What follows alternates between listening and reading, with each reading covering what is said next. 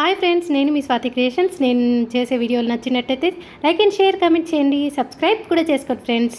నేనైతే ఈరోజు meal maker ఫ్రైతో restaurant style అనమాట, ఆ స్టైల్తో నేను మీ ముందుకు వచ్చాను. ఎలా అంటే మనకి రెస్టారెంట్లో తినాలనిపిస్తుంది, బయట ఫుడ్ అంటే భయము.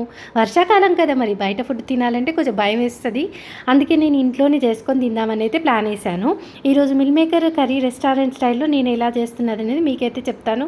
ఒక చేత్తో ఫోన్ పట్టుకొని ఒక చేత్తో వీడియోలు తీస్తే చాలా భయంకరంగా ఉంటుంది ఫ్రెండ్స్. నేనైతే ఇంక వీడియోలోకి వచ్చేస్తాను.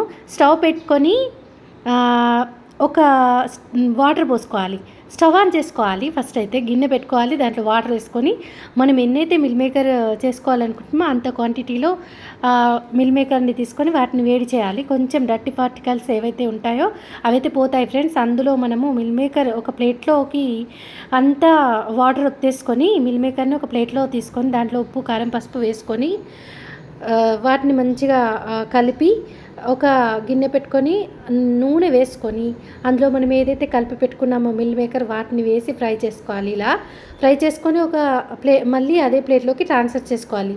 ఎందుకంటే కొత్త కొత్త ప్లేట్లు మనం తీసుకుని వాడుకున్నామనుకో ఇన్ని గిన్నెలు అవుతాయి కడుక్కోవడానికి. అందుకే నేనైతే ఇట్లా యూజ్ చేస్తాను, మీరు కూడా అలాగే యూజ్ చేయండి. అండ్ అందులోనే మనం కట్ చేసుకొని పెట్టుకున్న ఆనియన్స్, అందులో మళ్ళీ ఆయిల్ వేసుకొని అందులో కట్ చేసి పెట్టుకున్న ఆనియన్స్, టమాటోస్, పచ్చిమిరపకాయలు, ఒక చిన్న దాల్చిన చెక్క ముక్క, 2 లవంగాలు వేసుకొని మంచిగా ఫ్రై చేసుకోవాలి. ఎందుకంటే కొంచెం మసాలా దినుసులు వేస్తేనే కదా మనకు రెస్టారెంట్ స్టైల్లో వచ్చేది. కావాలంటే మీరు యాలకులు ఇంకా ఏదైనా సంథింగ్ యాడ్ చేసుకోవచ్చు. నేనైతే ఇలా యాడ్ చేసుకున్నాను. ఎక్కువ మసాలా పడదు, గ్యాస్ట్రిక్ ట్రబుల్ అవుతుంది కదా, అందుకే నేను ఇలా అయితే వేసాను అనమాట. అండ్ వీటిని మంచిగా చల్లారాక గ్రైండర్ పట్టాలి. వేడివేడిగా గ్రైండర్ పట్టారనుకోండి, గ్రైండర్ అయితే పాడవుతుంది. అండ్ అదే గిన్నెలో మళ్ళీ నేను నూనె పోసి కొంచెం లైట్గా ఈ ఏదైతే పేస్ట్ ఉందో దాన్ని ఫ్రై చేస్తున్నాను. మీరు కావాలంటే జీలకర్ర కూడా వేసుకోవచ్చు, ఇంకా ఏవైనా కరివేపాకు కూడా వేసుకోవచ్చు, మీ ఇష్టం.